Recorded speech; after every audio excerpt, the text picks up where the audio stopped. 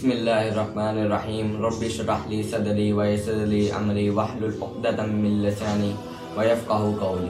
تو آج ہم سورہ فاتحہ کی تفسیر کرنے چاہ رہے ہیں اور ہم اس کے چھوٹا سا انٹرو بھی دیں گے کہ سورت کا مطلب کیا ہے، پھر آگے ہم اس کی آیات کی تفسیر کریں گے کیونکہ یہ سورت بہت ہی فضیلت والی ہے۔ اس سورت کی فضیلت کا آپ یہاں سے اندازہ لگا سکتے ہیں کہ قرآن مجید میں کوئی ایسی دوسری سورت نہیں ہے جس کی فضیلت قرآن مجید میں بیان کی گئی ہو، مگر سورہ فاتحہ وہ واحد سورت ہے جس کی فضیلت قرآن مجید میں بیان کی گئی۔ تو سب سے پہلے ہم آپ کو بتاتے ہیں کہ فاتحہ کا مطلب کیا ہے۔ فاتحہ کا مطلب ہے اوپنر۔ تو فاتحہ قرآن مجید کی پہلی سورت ہے، اس سے ثابت ہوتا ہے کہ قرآن پاک کو کھولنے والی سورت، اس لیے اس کو فاتحہ کہتے ہیں کیونکہ یہ نماز اور قرآن دونوں کی سٹارٹ کرتی ہے، یہ اوپنر ہے، اس لیے اس کا ایک اور نام ہے فاتح الکتاب، یعنی کتاب کو کھولنے والی۔ تو فاتحہ کی پہلی آیت ہے وہ بسم اللہ الرحمن الرحیم۔ بہت سے علماء کہتے ہیں کہ سورہ فاتحہ کا حصہ ہے، مگر ایسا نہیں ہے، بلکہ بطور جز استعمال کیا گیا ہے۔ جو سورہ فاتحہ ہے وہ یہیں سے شروع ہو رہی ہے، الحمدللہ رب العالمین، لیکن جب آپ نماز میں پڑھیں گے تو آپ نماز میں بسم اللہ بھی ساتھ پڑھیں گے سورہ فاتحہ شروع کرنے سے پہلے، یعنی پہلے ثنا، پھر بسم اللہ، پھر الحمدللہ رب العالمین، یہاں سے شروع کریں گے۔ تو اس موضوع پہ ایک علیحدہ ویڈیو ہوگی انشاءاللہ، وہ میں چینل پہ جلدی پوسٹ کر دوں گا کہ بسم اللہ سورہ فاتحہ کا حصہ ہے کہ نہیں۔ اب ہم آگے بڑھتے ہیں، اب ہم آتے ہیں اس کی آیت نمبر 2 کے پاس۔ الحمدللہ رب العالمین۔ الحمد کا معنی ہے سب تعریف، للہ اللہ کے لیے، ربی جو رب ہے، عالمین تمام جہانوں کا، جو سب تعریفیں ہیں وہ اللہ تعالیٰ کے لیے ہیں۔ اللہ تعالیٰ ہم جیسے کہ جانتے ہیں اللہ تعالیٰ ہر چیز پہ قادر ہے۔ سورت کی شروعات میں ہم اللہ تعالیٰ کی تعریف بیان کر رہے ہیں۔ اللہ تعالیٰ تمام کائنات کا مالک ہے اور ہم اس کی تعریف بیان کر رہے ہیں۔ الرحمن بہت مہربان، رحیم نہایت رحم کرنے والا۔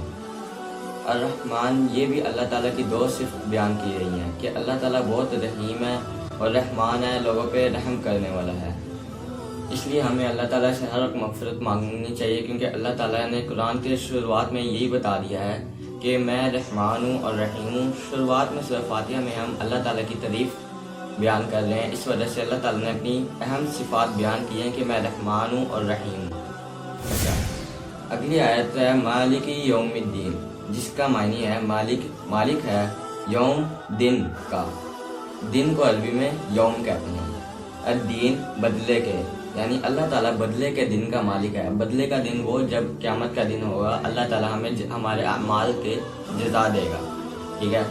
تو اس آیت میں اللہ تعالیٰ نے یہ فرمایا کہ وہ ہر چیز کا مالک ہے، یعنی تمام یونیورس کا، جتنی بھی چیز ہے اس کا مالک۔ دنیا میں تو اللہ تعالیٰ نے بہت سے لوگوں کو اختیار دے کے مالک بنا دی، مگر دنیا کے مالک ہے، لیکن اللہ تعالیٰ جو ہے تمام کائنات کا مالک ہے اور آخرت میں بدلہ دینے والا بھی اللہ پاک ہی ہے۔ اچھا، سورت کی ایک بات یہ بھی ہے کہ جب ہمیں کسی بھی شخص سے کوئی چیز چاہیے ہوتی ہے، یہ انسانی فطرت ہے کہ ہمیں جب بھی کسی بھی شخص سے کوئی چیز چاہیے ہوتی ہے تو ہم اس شخص کی تعریف کرتے ہیں کہ ہم اس کی تعریف کریں گے تو اس کا بدلہ ہمیں رسپانس اچھا ملے گا۔ فار ایگزامپل آپ کہہ لیں کہ ہمیں کوئی امی مزے کا کھانا پکاتی ہیں تو ہمیں وہ کھانا اور چاہیے ہوتا ہے تو ہم امی کی تعریف کرتے ہیں۔ پہلے ہم نے امی کی تعریف کی کھانے کی، پھر آگے ہمارا اپنا مقصد آ جاتا ہے، پھر آگے ہم اپنے مقصد میں کہتے ہیں تھوڑا اور لا دیجیے، اسی طرح ہوتا ہے۔ تو سورہ فاتحہ میں بھی یہی ہے، پہلے ہم اللہ تعالیٰ کی تعریف بیان کر دیں، پھر آگے جا کے ہم اللہ تعالیٰ سے مانگیں گے جو ہمیں چاہیے، یعنی ہدایت۔ آگے ہم چلتے ہیں، ایاک نعبد و ایاک نستعین۔ ایا کا مطلب ہے صرف تیری ہی، نعبد ہم عبادت کرتے ہیں، وا کا مطلب اور، ایا کا صرف تیری ہی، نستعین ہم مدد چاہتے ہیں۔ بتایا جا رہا ہے کہ ہم صرف تیری ہی عبادت کریں، یعنی صرف اللہ تعالیٰ ہی عبادت کے لائق ہے، اس کے علاوہ کسی کی بھی عبادت نہیں کریں اور تجھی سے مدد چاہیں، اور صرف اللہ تعالیٰ سے ہی مانگنا چاہیے اور کسی اور سے نہیں مانگنا چاہیے، یعنی کسی اور کو اس صفات میں نہیں لانا چاہیے کہ یہ بندہ مجھے عطا کرے گا۔ عطا کرنے والی ذات صرف اللہ ہے۔ تو اس آیت میں یعنی اللہ تعالیٰ کی توحید بھی بیان ہوگی، اللہ تعالیٰ کی صرف دو صفات بیان ہوگی کہ اللہ تعالیٰ ہی عبادت کے لائق ہے اور اللہ تعالیٰ ہی عطا کرنے والا ہے۔ تو اب سورت کے اگلے حصے میں بندہ اللہ سے مانگ رہا ہے، یعنی دعا کر رہا ہے۔ بیسکلی یہ ایک دعا ہے، الحمدللہ سورہ فاتحہ۔ آگے بندہ کہتا ہے اہدنا الصراط المستقیم. اہدنا کا معنی ہے ہدایت دے ہمیں، صراط کا معنی ہے راستے، المستقیم سیدھے کی، ہدایت دے ہمیں سیدھے راستے کی. تو آگے ہم پہلے اللہ تعالیٰ کی تعریف بیان کرتے ہیں، پھر ہم اللہ تعالیٰ سے مانگتے ہیں ہدایت، کیونکہ ہدایت ایک ایسا تحفہ ہے جو بہت ہی خوش نصیب لوگوں کو ملتا ہے. اگر یہ نہ ہو بندے کے پاس تو سمجھ لیں بندہ خالی ہاتھ ہے اس دنیا میں. اچھا، پہلے ہم نے ہدایت مانگ لی، اب اللہ تعالیٰ نے آگے قرآن پاک میں فرمایا ہے صراط الذین انعمت علیہم، راستہ ان کا جن پر تو نے انعام کیا ہے. ٹھیک ہے نا، یعنی اب راستہ کن لوگوں کا جن پر اللہ تعالیٰ کی نعمت ہوئی ہے. اب وہ کون لوگ ہیں جن پہ اللہ تعالیٰ کی نعمت ہوئی ہے، ان کے راستے کی ہدایت ہم مانگ رہے ہیں اللہ تعالیٰ سے، یعنی جب ہم نماز میں پڑھتے ہیں. اب وہ 4 لوگ ہیں جن کا ذکر ہے، نبی، صدیقین، شہداء اور صالحین. ان 4 لوگوں کا ذکر ہے جن کے بارے میں ادھر ذکر ہو رہا ہے، جن کی یہاں بات کی جا رہی ہے کہ ان لوگوں کا راستہ دکھا. اور وہ 4 لوگ ہیں نبی، صدیقین، شہداء، صالحین. اچھا، اب یہ اسی آیت کے اگلے حصے میں آ گیا ہے غیر المغضوب علیہم ولا الضالین.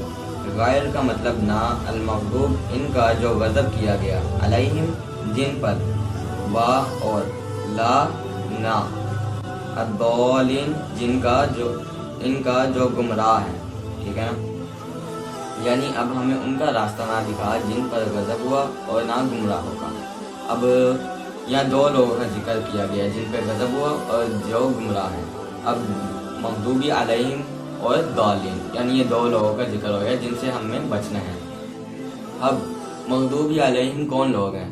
مغضوبی علیہم وہ لوگ ہیں جن کو پتہ ہے، علم رکھنے والے ہیں کہ یہ سیدھا راستہ ہے اور یہ غلط، مگر پھر بھی وہ غلط راستہ چنتے ہیں، تو ان سے ہمیں بچنا ہے. ہم یہ دعا کر رہے ہیں سورہ فاتحہ میں. ٹھیک ہے نا. اور اگلے وہ الضالین وہ لوگ ہیں جو گمراہ ہیں، جن کو لگتا ہے کہ جو ہم کر رہے ہیں، جس سے ہمیں سکون مل رہا ہے، وہ ہم صحیح کر رہے ہیں، ہم غلط نہیں ہیں. جنہوں نے علم رکھا ہی نہیں ہوا وہ لوگ ہیں الضالین. تو اس بیسیکلی یہ دعا ہے، اور اس میں اللہ تعالیٰ سے ہم نے پہلے انعام مانگا ہے کہ اللہ تعالیٰ نے جن لوگوں پہ انعام کیے، اور وہ 4 لوگ ہیں میں نے پہلے بھی بتایا، اور 2 لوگوں سے بچنا ہے، مغضوبی علیہم اور ایک الضالین. تو ان سے ہمیں بچنے کا حکم ہے. کیونکہ سورہ فاتحہ ہم نماز میں بھی پڑھتے ہیں تو یہ بہت ضروری ہے کہ ہم اس کی تفسیر اور ترجمہ جانیں، کیونکہ ہمیں جب پتہ ہوگا کہ ہم نماز میں کیا پڑھ رہے ہیں تو اس سے ہماری نماز میں خشوع پیدا ہوگا، اور جب خشوع پیدا ہوگا تو ہمیں اللہ تعالیٰ کا قرب حاصل ہوگا. تو یہ بہت ضروری ہے ہمارے لیے کہ ہم قرآن کو سیکھیں اور پڑھیں. اور اسی طرح کی ویڈیوز دیکھنے کے لیے چینل کے ساتھ جڑے رہیے گا. ملتے ہیں ایک نیکسٹ ویڈیو میں. اللہ حافظ.